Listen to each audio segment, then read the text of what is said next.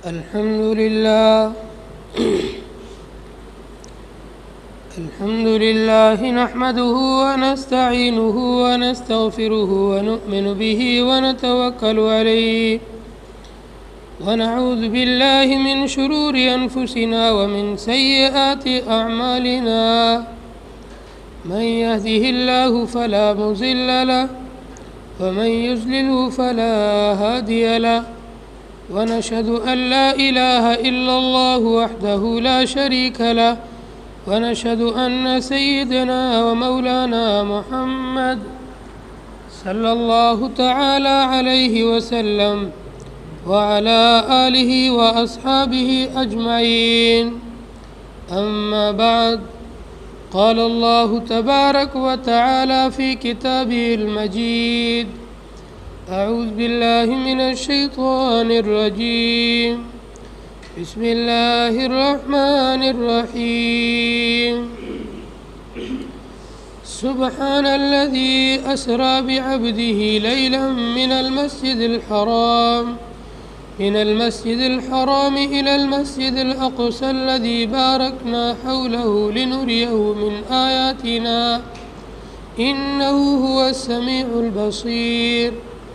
وقال النبي صلى الله عليه وسلم: إنما الأعمال بالنيات وإنما لامرئ ما نوى، فمن كانت هجرته إلى الله ورسوله فهجرته إلى الله ورسوله، ومن كانت هجرته إلى امرأة ليتزوج أو إلى غرض آخر فهجرته إلى ما هاجر إليه، أو كما قال النبي صلى الله تعالى عليه وسلم. رب اشرح لي صدري ويسر لي أمري واحلل عقدة من لساني يفقهوا قولي واجعله وزيرا من أهلي. ایک مرتبہ پیار و محبت کے ساتھ درود شریف پڑھ لیں. اللهم صل على سيدنا وشفيعنا وسندنا ومولانا محمد وبارك وسلم كما تحب وترضى عدد ما تحب وترضى. معراج کی شب یہ دھوم مچی وہ عرش پہ آنے والے ہیں. معراج کے شب یہ دھوم مچی وہ عرش پہ آنے والے ہیں. مشتاق کی زیارت آ جائیں وہ جلوہ دکھانے والے ہیں. پردے کو ہٹا کر رب نے کہا محبوب ذرا اندر آ جا، امت کے لیے ہم تم کو پیغام سنانے والے ہیں. گرامی قدر سامعین ذی وقار، دینی اور اسلامی بھائیوں، قرآن کریم کی ایک آیت پڑھی گئی ہے. اس آیت کے اندر نبی علیہ الصلوۃ والسلام کے معراج کے سفر کا واقعہ ہے. جب آپ طائف کے سفر سے واپس لوٹ رہے تھے تو آپ کا دل بہت زیادہ غمگین تھا. اللہ تبارک و تعالیٰ نے اپنے نبی کے اس غم کو دور کرنے کے لیے اور نبی کو تسلی دینے کے لیے آسمانوں پر بلایا اور اپنا دیدار نصیب فرمایا اور ہم کلامی کی. مفسرین لکھتے ہیں کہ اللہ پاک نے اپنے نبی کو جو معراج نصیب فرمائی ہے، یہ معراج جسمانی معراج تھی. آپ علیہ الصلوۃ والسلام اسی دنیا والے جسم اور بدن کے ساتھ میں رات کے وقت میں ساتوں آسمانوں کو پار کر کے سدرۃ المنتہا، پھر سدرۃ المنتہا کو پار کر کے عرش معلی اور عرش معلی سے اوپر بھی اللہ پاک کی بارگاہ میں پہنچے، اور پھر انہی دنیا والی آنکھوں سے اللہ کو دیکھا اور اسی زبان سے اللہ سے ہم کلام ہوئے، اللہ سے باتیں کی۔ یہ معراج کا سفر آپ کا کئی اسباق ہے اس کے اندر، اور کئی نصیحتیں امت کے لیے۔ نبی علیہ الصلوۃ والسلام کی سیرت کے اندر، سیرت کے ہر پہلو کے اندر امت کے لیے سبق ہے اور نصیحت ہے، اور معراج والے سفر میں بڑی بڑی نصیحتیں ہیں۔ اور معراج کی تاریخ کے بارے میں امت کے اندر ایک چیز مشہور ہے، اور یہ بالکل غلط مشہور ہے، اس کی کوئی حقیقت نہیں ہے۔ امت کے اندر مشہور یہ ہے کہ 27 رجب کو نبی علیہ الصلوۃ والسلام کو معراج کرائی گئی ہے، جبکہ اس کی کوئی حقیقت نہیں ہے۔ آپ جب سیرت کا مطالعہ کریں گے یا جب قرآن کریم کی تفاسیر کو اٹھا کر دیکھیں گے اور اس آیت پر پہنچیں گے جب 15واں پارہ شروع ہو رہا ہے، سبحان الذی اسری بعبدہ لیلا من المسجد الحرام، اس آیت کے تحت میں مفسرین نے لکھا ہے اور سیرت نگاروں نے بھی لکھا ہے کہ نبی علیہ الصلوۃ والسلام کو جو معراج ہوئی ہے یہ نہ تو رجب کے مہینے میں ہوئی ہے، نہ وہ رجب کی 27 تاریخ تھی۔ پھر یہ مشہور کیسے ہو گیا؟ بیت المقدس جو فتح ہوا تھا وہ 27 رجب کو فتح ہوا تھا، تو اس سے مغالطہ ہوا اور اس کو اس چیز سے جوڑ دیا، نبی علیہ الصلوۃ والسلام کے معراج والے واقعے سے جوڑ دیا، اور اس پر لوگ خوشیاں منانے لگے۔ آپ علیہ الصلوۃ والسلام کو جو معراج ہوئی ہے اس کا ذکر قرآن پاک کے اندر بھی ہے، اور احادیث کی جو سیاہ ستہ ہے، 6 مشہور کتابیں ہیں جن کو سیاہ کہا جاتا ہے۔ سیاہ کے عربی کے اندر معنی ہوتا ہے صحیح، سیاہ عربی کا لفظ ہے، اس کے اردو کے معنی اندر ہوتا ہے صحیح۔ جو حدیث کی بڑی بڑی 6 کتابیں جنہیں سیاہ ستہ کہا جاتا ہے، ان سیاہ ستہ کے اندر بھی نبی علیہ الصلوۃ والسلام کے معراج والے واقعے کا ذکر تفصیل کے ساتھ ہے۔ اس کا پس منظر اور واقعہ یوں ہے کہ آپ علیہ الصلوۃ والسلام ام ہانی کے گھر پہ آرام فرما ہے۔ ام ہانی آپ کی بہت قریبی رشتہ دار ہیں، آپ ان کے گھر میں آرام فرما ہے۔ روایات میں لکھا ہے رات کے وقت میں عشاء کی نماز اور فجر کی نماز کے جو درمیان کا وقت ہے، اس میں کسی بھی وقت کے اندر، رات کی اندھیرے کے اندر ایک فرشتہ آیا، وہ گھر کے اندر دروازے سے نہیں، اوپر سے چھت پھٹی، وہاں سے اندر داخل ہوا اور نبی علیہ الصلوۃ والسلام کو بیدار کیا، آپ کو جگایا کہ آپ کو آج سفر پہ چلنا ہے، اللہ نے آپ کو بلایا ہے۔ نبی علیہ الصلوۃ والسلام ام ہانی کے گھر سے اٹھے، بیت اللہ تشریف لے گئے، اور بیت اللہ جا کر کے آپ حتیم کے اندر تھوڑی دیر بیٹھے یا لیٹے۔ بیت اللہ کے پاس میں ایک چھوٹا سا ایریا ہے جو دیوار سے گھیرا ہوا ہے، جسے حتیم کہا جاتا ہے۔ حضرت ابراہیم علیہ السلام نے جو بیت اللہ کی تعمیر کی تھی، اس تعمیر کے اندر، اس عمارت کے اندر یہ حتیم کا ایریا بیت اللہ کی عمارت میں شامل تھا۔ بعد میں جب قریش نے جب اس کو تعمیر کیا تھا بیت اللہ، جب بیت اللہ کا چندہ ہوا تو یہ شرط لگی تھی کہ بیت اللہ کی تعمیر میں صرف حلال کا پیسہ لگے گا، حرام کا 1 پیسہ نہیں لگے گا۔ کوئی بھی اپنی حرام کی کمائی بیت اللہ کی تعمیر میں نہ دے، جس کی حلال کی کمائی ہے وہ اپنی حلال کی کمائی میں سے جتنا خوشی سے دینا چاہے وہ دے سکتا ہے۔ حلال کی کمائی میں سے اتنا ہی چندہ ہوا جتنا بنا سکتے تھے، تو زیادہ چندہ نہیں تھا، پیسے نہیں تھے، اس لیے اتنے ایریے کو چھوڑ دیا جس کو آج حتیم کہا جاتا ہے۔ نبی علیہ السلام اس حتیم کے ایریے کے اندر آ کر کے تھوڑی دیر لیٹے، پھر یہاں سے اٹھے۔ جبریل آپ کو لے کر کے بئر زمزم، زمزم کا کنواں اس کے پاس لے گئے، اور وہاں پر اتنے سارے فرشتوں کی ایک جماعت موجود تھی۔ جبریل امین جنت کے اندر ایک جنتی سونے کا تشت لائے تھے، اور اس کے اندر اللہ کی طرف سے ایمان اور حکمت بھر کے لائے تھے۔ اس سونے کے تشت کے اندر آپ کو بئر زمزم کے پاس میں لٹایا، آپ کا سینہ چاک کیا، سینے کو یوں بیچ میں سے پھاڑا، اندر سے قلب اطہر کو نکالا، آپ کے دل کو نکالا، اور دل کو نکال کر پہلے زمزم کے پانی سے اس کو دھویا۔ دھونے کے بعد میں جنت سے جو تشت لے آئے تھے حکمت اور ایمان سے بھرا ہوا، اس حکمت اور ایمان کو آپ کے قلب اور دل کے اندر بھرا گیا۔ پھر واپس آپ کے دل کو جگہ پر رکھا گیا، اور واپس سینے کو ملایا گیا، اور پھر یہاں پر تھوڑا آگے لے گئے۔ دیکھا بیت اللہ کے پاس میں ایک سواری کھڑی ہے، یقال لہ براق، جسے براق کہا جاتا ہے۔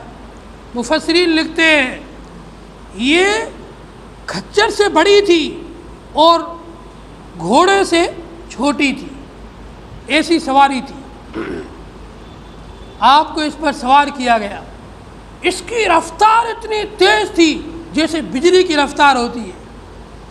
آپ ادھر بٹن آن کرو اور ادھر پنکھا لائٹ چالو ہو جاتے ہیں، کتنی جلدی بجلی پہنچتی ہے۔ اتنی رفتار یا اس سے بھی تیز رفتار کے ساتھ میں یہ سواری چلتی تھی۔ پھر یہاں بیت اللہ سے، مسجد حرام سے آپ کو بیت المقدس لایا گیا۔ جب جبریل امین اور سرور کونین فخر موجودات حضرت محمد الرسول اللہ صلی اللہ علیہ وسلم مسجد اقصیٰ پہنچے ہیں، جہاں آج کل حالات چل رہے ہیں، خصوصی دعاؤں کی ان کے لیے ضرورت ہے۔ تمام حضرات نمازوں کے بعد میں خصوصی طور پر ان کا نام لے کر دعائیں کیا کریں۔ جب آپ علیہ الصلاۃ والسلام اور جبریل امین مسجد اقصیٰ پہنچے ہیں، باہر دیکھا اتنی ساری سواریاں کھڑی ہیں۔ آپ پوچھنے لگے جبریل کیا بات ہے، یہاں تو بڑی بھیڑ نظر آ رہی ہے، اتنی ساری سواریاں کھڑی ہے۔ جب آپ اندر گئے ہیں مسجد اقصیٰ پھل بھری ہوئی ہے، اتنے سارے لوگ بیٹھے ہوئے ہیں، اور سب کے سب انبیاء کرام کی جماعت ہے۔ مفسرین لکھتے ہیں کہ اس انبیاء کی جماعت کے ساتھ میں اس دن آسمانوں کے فرشتے بھی اترے، اور انہوں نے بھی آپ کی اقتداء کے اندر نماز پڑھی ہے۔ آپ فرماتے ہیں میں نے جب مسجد میں نظر دوڑائی تو اگلی صفوں میں جگہ ہی نہیں تھی، فل بھری ہوئی تھی۔ میں تیسری یا چوتھی صف میں پیچھے بیٹھ گیا جہاں مجھے جگہ ملی۔ پھر جبریل آگے بڑھے اور ایک شاندار مصلی لے آئے، محراب کے اندر انہوں نے ایک مصلی بچھایا۔ آپ فرماتے ہیں میرا گمان یہ تھا، میرا خیال یہ تھا ابونا آدم یصلی بنا، ہم سب کے باپ آدم ہیں تو آج آدم نماز پڑھائیں گے، یا پھر ابونا الثانی نو یصلی بنا، ہم سب کے ثانی باپ، دوسرے باپ جن سے دنیا دوبارہ پھیلی، نوح علیہ الصلاۃ والسلام نماز پڑھائیں گے، یا پھر ابو الانبیاء کئی ہزاروں نبیوں کے باپ خلیل اللہ حضرت ابراہیم علیہ السلام نماز پڑھائیں گے، میرا گمان یہ تھا۔ اتنے میں حضرت جبریل امین آئے، مصلی بچھانے کے بعد میرے کو ہاتھ پکڑ کہنے لگے یا محمد یصلی بنا، اے محمد آج آپ ہم سب کی امامت کرائیں گے، آج آپ ہم سب کو نماز پڑھائیں گے، ان سب نبیوں کی جو ہے امامت آج آپ نے کرنی ہے۔ کیا شان ہے نبی کی، اسی لیے آپ کو کہا جاتا ہے امام الانبیاء والمرسلین، تمام کے تمام رسولوں کے امام، تمام کے تمام نبیوں کے امام۔ آپ آگے بڑھے، آپ نے دوگانہ نماز پڑھائی، یہ فرض نماز نہیں تھی، نفلی نماز تھی۔ عشاء نماز پڑھ چکے تھے اور فجر کی نماز میں بھی ٹائم باقی تھا، بیچ رات کے اندر معراج کے سفر میں یہ واقعہ پیش آیا ہے۔ آپ نے سب نبیوں کی امامت کرائی، جیسے ہی 2 رکعت پوری ہوئی جبریل جلدی سے آئے اور آپ سے کہنے لگے جلدی چلیے، آسمانوں کی مخلوقات میں آپ کا بڑا شدت سے انتظار کیا جا رہا ہے، وہاں آپ کی اتنی انتظار کیا جا رہا ہے، جلدی چلو۔ آپ کو یہاں سے لے کر جب مسجد سے اقصیٰ سے باہر گئے ہیں، مسجد اقصیٰ کے باہر سے آسمانوں تک ایک زینہ لگایا گیا، جبریل امین اور حضرت نبی علیہ الصلوۃ والسلام پہلے آسمان پر گئے، آدم علیہ السلام سے ملاقات ہوئی، دوسرے آسمان پر گئے، حضرت عیسیٰ علیہ السلام سے ملاقات ہوئی، تیسرے آسمان پر گئے، حضرت یوسف علیہ السلام سے ملاقات ہوئی، چوتھے آسمان پر گئے، موسیٰ علیہ السلام سے ملاقات ہوئی، 5ویں آسمان پر گئے، ادریس علیہ السلام سے ملاقات گئی، 7ویں آسمان پر گئے، حضرت ابراہیم خلیل اللہ سے ملاقات ہوئی۔ ان سے ملاقاتیں ہوتی رہی اور گفتگو بھی ہوتی رہی۔ بخاری شریف کی حدیث میں لمبی چوڑی اس کی تفصیلات ہیں کہ کس نبی سے کیا بات ہوئی۔ ان انبیاء سے باتیں ہو کر کے 7 آسمانوں سے گزر کر آگے آپ سدرۃ المنتہا پہنچے ہیں۔ اسے سدرۃ المنتہا کیوں کہا جاتا ہے؟ منتہا بولتے ہیں جہاں پر جا کر کے ایک چیز کی حد ختم ہو جاوے۔ آسمان سے جو فرشتے پیغام لے کر آتے ہیں ان کی آخری حد یہی ہے، یہاں سے نیچے وہ نہیں جاتے، اور زمین سے جو پیغام لے کے جاتے ہیں وہ پیغام وہاں پر جا کر کے اس سے آگے دوسرے فرشتے لے جاتے ہیں۔ تو زمین والے فرشتوں کی انتہا وہ جگہ ہے اور آسمان کے فرشتوں کی انتہا وہ جگہ ہے، اس لیے اسے بولا جاتا ہے سدرۃ المنتہا۔ یہاں پر جب پہنچے جبریل نے آپ سے فرمایا یہاں پر آپ 2 گانا نماز اور پڑھ لیں۔ آپ نے 2 گانا نماز پڑھی، پھر جبریل کے ساتھ اور آگے آپ گئے، 7 جو ہے عرش معلیٰ تک، عرش معلیٰ سے آگے پھر اللہ کے عرش تک پہنچے، اور جب اللہ کے عرش کے پاس پہنچے اللہ تبارک و تعالیٰ سے محبوب کبریا حضرت محمد الرسول اللہ صلی اللہ علیہ وسلم کی ملاقات ہوئی ہے۔ آپ نے اسی دنیا والے جسم کے ساتھ میں اللہ کی بارگاہ میں حاضری دی ہے، حاضر ہوئے ہیں، اور ان آنکھوں سے اللہ جل مجدہ کا دیدار کیا ہے۔ یہاں پر مفسرین لکھتے ہیں اتحیات کا شان نزول، کہ اتحیات کیسے ملی ہے، وہ بھی اسی معراج کے سفر کی برکت ہے۔ نبی علیہ الصلوۃ والسلام سے اللہ نے فرمایا یا محمد، اے محمد اتنی دور سے سفر کر کے آئے ہو، کیا تحفہ لے کر آئے ہو، کیا لے کر آئے ہو؟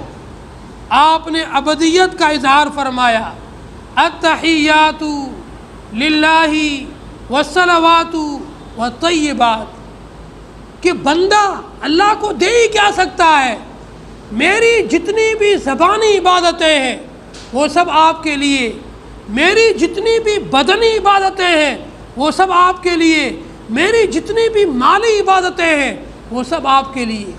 التحیات للہ والصلوات والطیبات، ان تینوں جملوں کا ترجمہ یہ ہے میری زبانی عبادتیں اللہ کے لیے، میری مالی عبادتیں اللہ کے لیے، میری بدنی عبادتیں سب اللہ کے لیے۔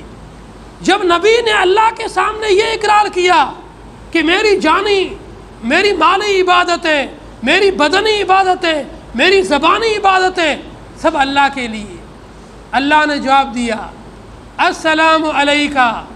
آپ نے اپنے بدن کو پیش کیا ہے، اللہ آپ کے بدن کو سلامت رکھے، ورحمت اللہ، آپ کی جو نیکیاں ہیں ان پر اللہ کی رحمتیں برستی رہے، وبرکاتہ، آپ کا جو مال آپ خرچ رہے ہو اس مال میں بھی اللہ برکت عطا فرمائے۔ نبی نے موقع اچھا سمجھا کہ اللہ تعالیٰ کی رحمت جوش میں ہے اور اللہ تعالیٰ اپنی رحمت کو برسا رہے ہیں، تو اپنے ساتھ میں اپنی امت کو بھی ساتھ شریک کیا۔ نبی نے فرمایا السلام علینا وعلی عباد اللہ الصالحین، ہم پر بھی اللہ کی رحمتیں ہوں اور ہمارے ساتھ میں دوسرے جو اللہ کے نیک بندے ہیں اس پر بھی اللہ کی رحمتیں ہوں اور اللہ کی طرف سے سلامتی ہو اور اللہ کی طرف سے برکتیں ہوں۔ جب اللہ کی اور نبی کی اس گفتگو کو فرشتوں نے سنا تو فرشتے بھی بول پڑے، اشہد ان لا الہ الا اللہ واشہد ان محمدا عبدہ ورسولہ، ہم گواہی دیتے ہیں کہ اللہ کے سوا کوئی معبود نہیں اور محمد اللہ کے بندے اور اس کے رسول ہے۔ جب اللہ تبارک و تعالی، اللہ کے نبی اور فرشتوں نے تینوں نے جب یہ کہا تو نبی جب سفر سے واپس آئے اپنی امت سے کہا تم بھی شکرانے کے اندر پڑھو درود شریف، اللہم صلی علی محمد وعلی آل محمد، اے اللہ رحمتیں بھیج محمد صلی اللہ علیہ وسلم پر جیسے آپ نے اپنی رحمت بھیجی حضرت ابراہیم علیہ السلام پر اور ان کی آل پر۔ اللہم بارک علی محمد وعلی آل محمد، اے اللہ تو برکتیں نازل فرما، برکتیں اتار محمد صلی اللہ علیہ وسلم پر اور ان کی آل پر جیسے آپ نے برکتیں نازل فرمائی حضرت ابراہیم علیہ السلام پر اور ان کی آل پر۔ پھر جب آپ اس معراج کے سفر سے واپس آ رہے تھے آپ کو کئی مناظر دکھائے گئے، جنت کے مناظر دکھائے گئے، جہنم کے مناظر دکھائے گئے، اور جہنم سے بچنے کے لیے اور گناہوں کو معاف کرنے کے لیے کئی چیزیں آپ کو بتلائی گئی۔ ان میں سب سے عظیم چیز، سب سے بڑی چیز، اللہ نے اپنے نبی کو امت کے لیے نماز کا تحفہ دیا۔ روایات میں لکھا ہے جب نبی کو تو معراج کے سفر کے اندر اللہ نے نماز دی تو شروع میں 50 نمازیں عطا فرمائی۔ جب آپ واپسی کے اندر چوتھے آسمان پر پہنچے موسیٰ علیہ السلام سے ملاقات ہوئی، موسیٰ علیہ السلام کہنے لگے اخی محمد، اے میرے بھائی محمد، میری امت پر اللہ نے صرف 2 نمازیں فرض کی تھی، وہ 2 ہی نہیں پڑھ پائی تو تیری امت 50 کیسے پڑھ پائے گی؟ واپس جاؤ کم کرا کے آؤ۔ نبی علیہ السلام واپس گئے، 5 کم ہوئی، پھر واپس گئے 5 کم ہوئی، واپس جاتے رہے 5 کم ہوتی رہی۔ جب 5 بج گئی، جب بھی موسیٰ علیہ السلام نے کہا واپس جاؤ، آپ نے فرمایا سألت ورجعت حتی استحییت، یہ حدیث کے الفاظ ہیں، میں نبی سے میں اللہ کے سامنے سوال کرتا رہا، بار بار لوٹتا رہا، اب مجھے شرم آتی ہے کہ میں اللہ کے پاس بار بار جاؤں اور کم کرانے کا سوال کروں۔ یہاں پر علماء نے ایک بات لکھی ہے کہ پہلے جب بار بار جا رہے تھے تب تو شرم نہیں آئی، اب ایک بار جانے میں شرم کیوں آئی؟ اس لیے آئی کہ اللہ تعالیٰ 5 نمازیں کم کر رہا تھا، اب 5 ہی بچی تھی، اگر چلے جاتے وہ بھی واپس لے آتے تو امت کے لیے کوئی تحفہ نہیں بچتا، اس لیے آپ 5 نمازیں لے کر آئے، اور اللہ نے وعدہ فرمایا جو بندہ ان 5 نمازوں کو اخلاص کے ساتھ پڑھے گا میں اسے 50 نمازوں کا ثواب دوں گا، 1 نماز پڑھنے پر 10 نمازوں کا ثواب دوں گا، 5 پڑھنے پر 50 کا ثواب دوں گا۔